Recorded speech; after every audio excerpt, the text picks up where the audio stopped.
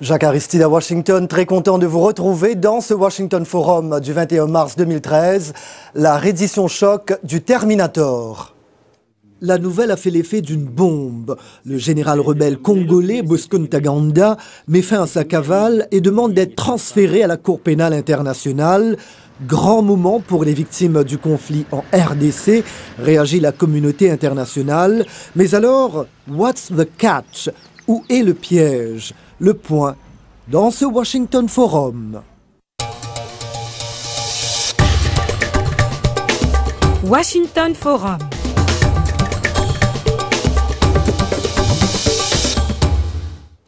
Bonsoir et merci de votre fidélité à la Voix de l'Amérique et à Washington Forum. Merci bien Nicolas et à très bientôt. Il était donc l'un des hommes les plus recherchés en Afrique, mais à la surprise générale, Bosco Ntaganda s'est livré lundi à l'ambassade américaine à Kigali. Le général rebelle de la République démocratique du Congo a alors demandé son transfèrement à La Haye aux Pays-Bas, où se trouve la CPI. Ce Tutsi de 39 ans, né au Rwanda, est devenu la figure emblématique du conflit dans l'Est de la RDC, mais aussi le symbole de l'impunité dont jouissent les hommes puissants dans cette région de l'Afrique, où justice rime avec corruption.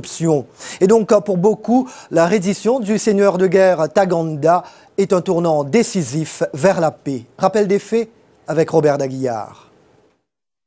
Bosco Ntaganda craignait-il pour ses jours? Nombreux sont ceux qui se posent cette question après que le chef rebelle congolais se fut présenté lundi à l'ambassade américaine à Kigali, au Rwanda voisin. Je puis vous confirmer que ce matin, Bosco Ntaganda, inculpé par la Cour pénale internationale et dirigeant d'une des factions du mouvement M23, s'est présenté à l'ambassade américaine à Kigali pour y demander expressément son transfert à la CPI à La Haye. Les États-Unis sont en consultation avec d'autres pays, y compris le Rwanda, afin de satisfaire cette demande. À La Haye, Bosco Ntaganda devra répondre de 10 chefs d'accusation pour crimes de guerre et crimes contre l'humanité. Personne ne connaît les raisons exactes de ce coup de théâtre, ni même la séquence d'événements qui y a abouti. Quel fut le rôle du Rwanda, qui nie depuis toujours être l'allié des rebelles Tutsis congolais? Bosco Ntaganda, accusé de crimes de guerre, était-il encombrant pour le pouvoir de Kigali? Et quid du rôle de Sultani Makenga, nouvel homme fort du mouvement M23 depuis la mise en minorité le mois dernier des pro-Ntaganda? Ce qui est clair, c'est la déroute militaire de l'aile pro-Ntaganda ces dernières semaines lors d'affrontements avec les partisans de Sultani Makenga. Alors, la fin politico-militaire de Bosco Ntaganda marque-t-elle celle de l'impunité pour les chefs militaires accusés de crimes contre l'humanité? À Kinshasa, le public se veut optimiste. En tant que Congolais, ça ne peut que nous soulager. Qu'il soit arrêté au Rwanda ou par les États-Unis, cela nous importe peu. On ne connaît pas encore les modalités du transfert à La Haye de Bosco Ntaganda. Robert Daguillard, La Voix de l'Amérique, à Washington. Merci bien Robert. Et voilà, décortiquons tout cela maintenant avec nos invités. Serge Chamala, conseiller à l'ambassade de la RDC à Washington. À Bruxelles, le major Jean-Marie Vianney Michombero, ancien secrétaire général au ministère rwandais de la Défense. Et l'expert américain sur la RDC, Herbert Weiss, professeur émérite à City University, New York. Serge Chamala, comment vous, les Congolais, expliquez cette reddition surprise de Ntaganda? Non, c'est quelque chose qu'on attendait depuis longtemps. Pour commencer, c'est une victoire pour toutes les victimes des atrocités en RDC. C'est aussi une victoire pour la CPI qui va enfin pouvoir juger Bosco Ntaganda pour les crimes contre l'humanité et les crimes de guerre qu'il a commis en RDC pendant une décennie. Victoire, mais même accusé de meurtre, de viol, d'esclavage sexuel et de pillage, Bosco Ntaganda avait malgré tout accédé au titre de général dans l'armée de Joseph Kabila et menait une vie sans tracas dans l'est du pays. Serge Chamala, n'est-ce pas donc légitime que nombre de Congolais dénoncent l'hypocrisie du présent régime qui a protégé Ntaganda pendant trop longtemps? Non, ce n'est pas l'hypocrisie. Si vous savez bien que Bosco Ntaganda gérait pas mal d'un nombre des hommes armés. Donc, c'était quelque chose de patience. Et voilà, ces hommes se sont retournés contre lui. Et ça nous a donné la chance. Bon, ça lui a donné la chance d'aller se présenter devant l'ambassade des États-Unis. Alors, la porte-parole du département d'État, Victoria Nuland, a qualifié Taganda comme le dirigeant d'une des factions du groupe rebelle congolais M23, le M23 accusé d'avoir bénéficié de l'aide du Rwanda et de l'Ouganda, accusation que les deux pays n'ont jamais cessé de nier. Pour des commentateurs, Taganda a été lâché par Kigali. Partagez-vous cet avis, Major Michombero? Alors, je ne sais pas si le Major Michombero peut m'entendre. Vous avez entendu? Oui, je vous réponds avec une interférence. Si vous pouvez encore reprendre la question, s'il vous plaît. Alors, je vous demandais, est-ce que Taganda, comme disent beaucoup de commentateurs, a été lâché par Kigali? Bon, je dirais que le fait que Ntaganda a été obligé d'aller à l'ambassade des États-Unis pour trouver refuge, éventuellement être transféré au CPI.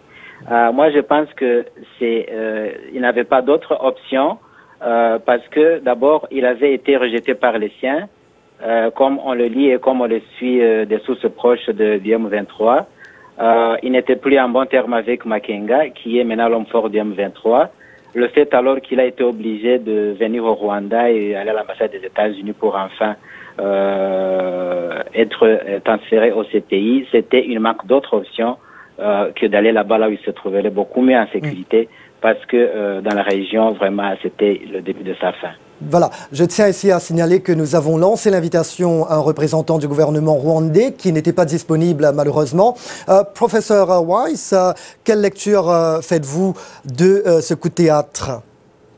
Bon, c'est étonnant la façon dont ça s'est terminé.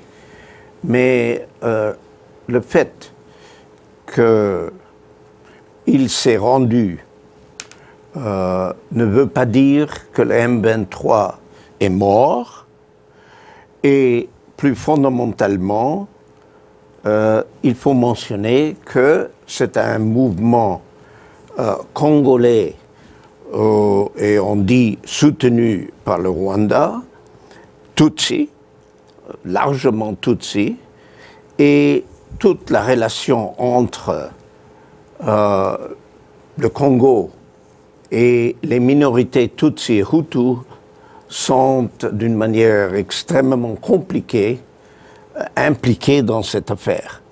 Alors, je ne crois pas que c'est tout à fait heureux qu'un type comme ça soit éliminé de la scène et peut éventuellement même être jugé. Ça, c'est, je crois, un point très positif. Mais ça sera, à mon avis, beaucoup trop optimiste de croire que ça résout quelque chose. Parce que ce mouvement existe et les en dessous de ça existent aussi. Hein. N'oublions pas que avant Bosco, il y avait Nkunda, et avant Nkunda, il y avait le RCD Goma. Justement, tout à l'heure, en fait, j'aurais aimé voilà, que vous nous donniez cette perspective historique et comparative. Voilà. Serge Chamala, on parle toujours du transfert de Taganda. Pressentez-vous des difficultés au niveau de ce transfèrement? Non, pas du tout. Je pense que tout le monde est sur la même page. Il y a une coopération totale dans la communauté internationale. Même, je pense qu'il y a une délégation de la CPI qui est en route, s'ils ne sont pas encore là pour Kigali. Donc, je ne pense pas que ça a posé un problème. Oui. D'ailleurs, il faut dire que, à croire à Fatou Bensouda, la procureure de la CPI, ce sera vite fait. En fait, hier, mercredi, elle a dit dans les 2 jours, de son côté, le président rwandais Paul Kagame s'est dit prêt ce jeudi à œuvrer pour le transfèrement de Bosco Ntaganda vers la Haye. Coopératif dans cette affaire, le Rwanda a toutefois été largement accusé d'entretenir des liens étroits avec les rebelles congolais, on le disait à l'instant, et de protéger Bosco Ntaganda. Rôle ambigu de Kigali, n'est-ce pas, Major Michombero? Je pense que maintenant il n'y a plus d'ambiguïté quant au rôle de Kigali au soutien des mouvements rebelles à l'est du Congo. Cela a été non seulement soutenu par le rapport des experts des Nations Unies sur la République démocratique du Congo, mais aussi les médias indépendants ont toujours pointé de doigt que le Rwanda a toujours été derrière ces mouvements rebelles qui déstabilisent l'Est du Congo. En d'autres termes, c'est dire que même si les gens se félicitent que Ntaganda et MENA seraient bientôt dans les mains de ces pays, de notre côté, on trouve que c'est pas la fin vraiment des problèmes que traverse l'Est du Congo et la région en général, parce que les mêmes causes du problème que nous trouvons au Congo persistent. C'est-à-dire que toutes les fois que le Rwanda existe avec son système de s'intéresser activement à ce qui se fait à l'est du Congo, fait que même si Ntaganda est parti, il y aura toujours d'autres. Et il y a l'M23 qui existe. Là, toujours, il y a d'autres forces rebelles qui sont soutenues par Kigali. Ce sera toujours une continuité de ce qu'on a vu un peu avant. D'autres forces, mais plus important que ces modalités de transfert dont on parlait à l'instant, Serge Chamala, y aura-t-il vraiment des témoins contre lui à La Haye? Oui, je pense, parce qu'il a été accusé en même temps que Thomas Lubanga pour les crimes qu'ils ont commis en Ituri. Donc je pense que si la CPI n'avait pas de preuves, il n'y aura pas de cas. D'accord, mais n'y aura-t-il pas des craintes de représailles parce que Ntaganda a toujours des hommes dans l'Est de la RDC? Non, je ne pense pas. Comme vous avez entendu, ces hommes se sont retournés contre lui. Maintenant, il y a le général Makenga qui est l'homme fort du M23. C'est avec lui que nous sommes en train de traiter maintenant. Donc vous dites ces hommes se sont retournés contre lui. Oui. Il y a aussi, il faut le dire, cette somme de 5 millions de dollars qui avait été offerte par les États-Unis pour sa capture, n'est-ce pas? Est-ce que cela a à voir là-dedans? Évidemment, on ne veut pas spéculer parce qu'on ne connaît toujours pas les circonstances, n'est-ce pas? Mais l'argent, est-ce que ça aussi peut faire grossir les appétits, n'est-ce pas? Ça, je ne sais pas comment vous répondre. C'est une question qu'il faudra poser aux Américains qui ont fait l'offre de 5 millions de dollars. Ça, je n'ai pas de réponse pour ça, malheureusement. D'accord. Mais certainement, on ne va pas spéculer. Ici, oui, professeur? On peut rigoler, mais puisqu'il s'est rendu, alors c'est à lui que c'est dû, et il peut payer sa défense avec cet argent. Bon, voyons au-delà de la nouvelle elle-même. Professeur Weiss, vous comptez 50 ans de recherche sur le Congo. Je sais que ce n'est pas facile d'en parler en quelques mots, mais brièvement, quelle perspective historique et comparative pouvez-vous nous offrir après cet événement inattendu? Bon, vous savez, il y a des phases. La première phase, c'était en 1994, le génocide au Rwanda. Ça, c'était la base de tout ce qui s'est passé. La suite de cela était évidemment que les Hutus qui ont commis le génocide se sont surtout exilés au Congo suite aux défaites qu'ils ont subies par l'armée largement contrôlée par des Tutsis qui est venue au début de l'Ouganda. Bon, phase numéro 1, en 1997, le Rwanda, l'Ouganda et l'Angola envahissent le Congo. Et ils créaient une sorte de mouvement intérieur qui couvre le fait que c'est une simple invasion internationale. Hein? Et ça, c'est, n'est-ce pas, Laurent Kabila qui est à la tête d'un mouvement et qui mobilise quand même pas mal de gens derrière lui, n'est-ce pas? Et en 8 mois, ils éliminent Mobutu, qui est là depuis plus que 30 ans, et ils s'installent, n'est-ce pas? Mais ils s'installent évidemment avec les Rwandais, les Ougandais, les Angolais sur leurs épaules. Et après un an, Kabila se révolte contre cette formule et il demande aux Rwandais de partir. Et ils partent de la région occidentale du pays. Mais ils reviennent avec les Ougandais du côté Est. Professeur, je m'excuse, il nous faudrait passer à la pause. Mais n'empêche, Ntaganda aujourd'hui, est-ce que quelque part c'est la créature de ces régimes qui étaient là? Il est la créature du fait que dans le développement de cette histoire, les Hutus et les Tutsis au Congo ont une position unique. par exemple, on a fait un sondage et tous les Congolais acceptent, même s'ils sont des concurrents ethniques, avec une exception, les rwandophones, c'est-à-dire les Hutus et les Tutsis.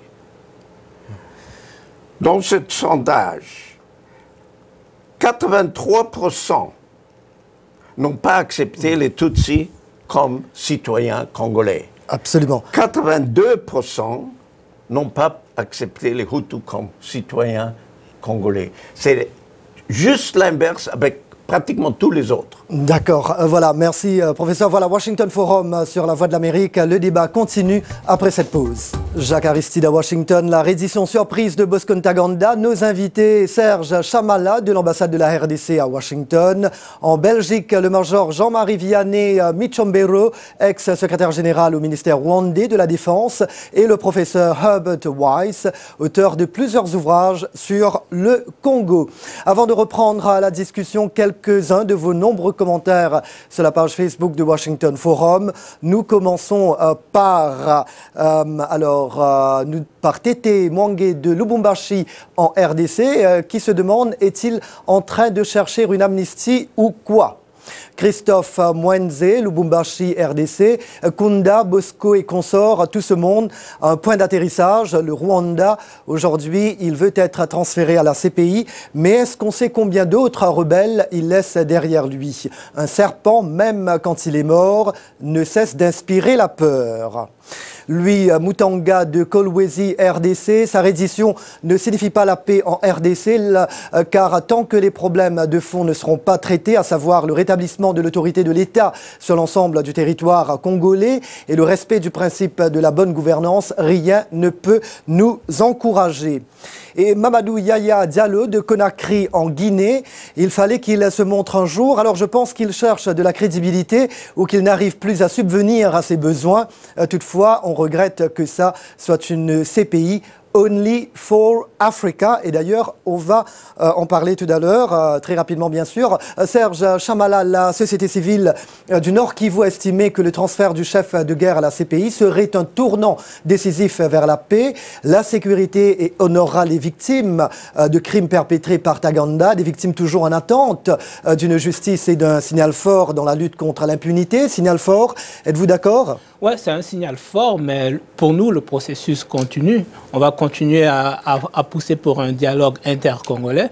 Il y a toujours ces discussions qui se passent à Kampala, ce n'est pas encore fini. Comme vous avez mais pour le moment, ça n'aboutit à rien. Non, bientôt, ils vont signer un accord, ce n'est pas fini, mais ce que nous ne voulons pas, c'est ce que le professeur Weiss a mentionné. Il y a eu plusieurs chefs rebelles avant Ntaganda. Il y a eu Mutebutsi, Kunda et maintenant Makenga. Donc on espère que Makenga sera le dernier et on pourra finalement établir l'état de droit dans l'est du Congo. Major Michombero, pour beaucoup de Congolais, le Rwanda, votre pays, ne veut pas lâcher l'est de la RDC parce que depuis longtemps, le régime de Kigali tire d'énormes bénéfices financiers et géostratégiques en contrôlant la province du Nord Kivu notamment. Comment réagissez-vous à cela? C'est vrai que l'une des principales causes qui font que le gouvernement de Kigali ne veut pas lâcher l'est du Congo, ce sont les pillages de ressources naturelles de l'est du Congo. Et il a été toujours constaté, même dans le rapport des experts des Nations Unies, que certains grands leaders rwandais, le président Kagame, certains de ses généraux proches, en bénéficient, et c'était eux qui avaient beaucoup marché avec M. Ntaganda.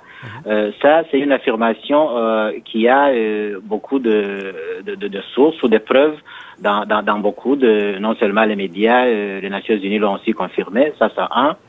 Et puis deux, vraiment, c'est, même si le Rwanda s'est toujours voulu comme une personne influente dans la région à travers ce qu'il fait au Congo, mais la raison fondamentale qui fait que le Rwanda ne veut pas quitter, c'est bien ça. C'est pourquoi nous, on se félicite, oui, que les auteurs des crimes de guerre et crimes contre l'humanité qui se font au Congo soient traduits devant le CPI, mais il s'avère plus important de s'attaquer aux causes que de s'attaquer aux conséquences. Alors, trouver une solution durable à l'est du Congo et chercher les causes, et les causes se trouvent au Rwanda, et c'est là où il faut les chercher. que s'attaquer à des individus qui sont toujours manipulés par le Rwanda, à l'occurrence Ntaganda et autres. Professeur Weiss, très rapidement, un mot sur la CPI elle-même. Beaucoup de voix s'élèvent en Afrique pour dire que l'impartialité dont se prévaut la Cour pénale internationale est à géométrie variable. Elles disent qu'elle est devenue un tribunal pour les Africains. Fin connaisseur de l'Afrique que vous êtes, 50 ans, est-ce une perception qui peut se justifier? Certainement, la plupart des inculpés sont de l'Afrique, alors c'est un fait. Est-ce qu'ils sont des innocents qu'on a envoyés là-bas? La gauche, dans certains pays, veut que Bush soit traduit, que, n'est-ce pas, des leaders de l'Occident qui ont, par exemple, commencé la guerre en Irak, etc. Ouais, voilà. Pratiquement pas possible, mais il y a certainement un argument. Mais je voudrais quand même faire un commentaire sur le dernier point sur le Congo. Il y a des actes qui ont des conséquences. En 1998, la Deuxième Guerre a commencé. Et à ce moment-là, le président congolais a mobilisé toutes les Hutus rwandais qu'il pouvait et les a envahis dans son armée. Oui. Si vous vous mettez dans la situation des Tutsis rwandais qui venaient de subir un génocide, cela explique une certaine attitude de méfiance et de soutien à des développements au Congo qui affaiblissent l'État congolais. Serge... Ce n'est pas seulement le vol des minéraux qui est à la base de ce conflit. Serge Chamala, et quid maintenant des relations entre Kinshasa et Kigali, relations devenues tendues depuis l'avènement du M23? Tout d'abord, j'aimerais bien dire que je ne suis pas d'accord avec le professeur Weiss sur le point qu'il vient de mentionner. Mais concernant les relations avec le Rwanda, tout dépend d'eux. Nous sommes prêts à améliorer les relations avec eux. Nous sommes prêts à renforcer les relations bilatérales. Mais ça dépendra d'eux. Et voilà, mille merci à tous nos invités. Le temps passe très vite, vous le voyez. Comment la diaspora congolaise réagit à la reddition de Ntaganda? Eh bien, la réponse avec Roger Muntu. Salut Roger. Bonsoir Jacques, bonsoir tous les amis. Cette semaine, Jacques, le RM a plané sur Washington où l'affaire Bosco Ntaganda continue à faire la une dans la diaspora congolaise. Nita Evele, mère de 2 petits garçons et responsable des non-NGA à Washington. Elle vit aux États-Unis il y a plus de 10 ans. Pour elle, le Rwanda en sait quelque chose. Le problème, c'est que c'est le Rwanda qui joue à ce petit jeu-là. Et chaque fois qu'il est attrapé, ou chaque fois qu'on l'attrape, il sacrifie la personne qui est devant et remplace cette personne avec une nouvelle tête. On sait déjà que maintenant, Bosco Ntaganda est remplacé par Makenga. Gino Mukason, lui, est un opérateur économique qui investit dans une compagnie de limousines. Il croit que Bosco Ntaganda était dans l'impasse. Il n'avait pas où aller. Le Congo ne l'aime plus, il a commis beaucoup d'atrocités. Le Rwanda ne peut plus continuer à le supporter, sinon être accusé de supporter les M23. Et voilà maintenant, il a trouvé qu'il devrait aller quelque part et il a choisi les États-Unis. Roger Chakembo est lui aussi membre de cette diaspora congolaise de Washington où il organise beaucoup d'activités sportives pour les jeunes. Il pense que c'est la peur de se faire tuer qui a poussé Bosco Ntaganda à s'y livrer. Vu les tiraillements qu'il y a entre son camp et le camp de l'autre, donc Silutani Makenga, je crois qu'il s'est échappé pour ne pas se faire tuer. Nita Evele nous dit exactement ce que les Congolais pensent. Les Congolais ne sont pas surpris parce qu'ils connaissent le jeu. Si vous allez à l'est du Congo, tout le monde va vous dire qu'ils connaissent ce refrain, comme on dit. Ça se répète chaque 5-6 ans et c'est encore un refrain qui se répète comme ça s'est répété avec tous les autres. Pour ces Congolais de la diaspora, c'est l'histoire qui se répète. Voilà, Jacques, c'était un peu ça en bref, quelques points de vue de Congolais de la diaspora de Washington. Merci bien, Roger. Quelques secondes avant de terminer. Serge Chamala, voilà, Taganda éventuellement à la haie. Mais quelle suite voyez-vous au niveau de la situation dans l'est du pays? On verra. Nous, on continue on continue de pousser le dialogue intercongolais et on continue de remettre le droit de l'État dans l'est du Congo. Donc, avec le temps, on verra. Major? Non, je ne sais pas. Oui. Oui, alors. Je suis en ligne, oui. Oui, alors voilà, on disait Taganda maintenant, éventuellement à la haie. Comment voyez-vous la situation évoluer dans l'est de la RDC et même par rapport au Rwanda? Je dis que, comme je l'ai souligné depuis le début, nous, on reste convaincus qu'on ne s'attend pas à un grand changement. C'est bon, oui, que Ntaganda et MENA bientôt sera entre les mains de ces pays. Mais après Ntaganda, il y aura quelqu'un d'autre. Les confrères l'ont soulevé. Et alors, pour nous, l'Est, un avenir meilleur dans la région est à chercher au Rwanda. Il faut qu'au Rwanda y ait un régime qui n'est pas belliqueux, qui favorise la coopération et l'intégration régionale, qui respecte les voisins. Et c'est là où nous militons tous les Rwandais, partout où nous sommes, pour qu'il y ait un changement au Rwanda qui respecte les droits de l'homme à l'intérieur. Et voilà, Major Michombero, voilà. Merci beaucoup. Donc, à venir à chercher au Rwanda. Ce sera le mot de la fin. Voilà, Washington Forum prend fin ici. Merci encore à tous nos invités. Merci à vous, chers amis de la Voix de l'Amérique. Merci de nous avoir accueillis chez vous. C'était Jacques Aristide à Washington. Je vous dis à très bientôt. Take care.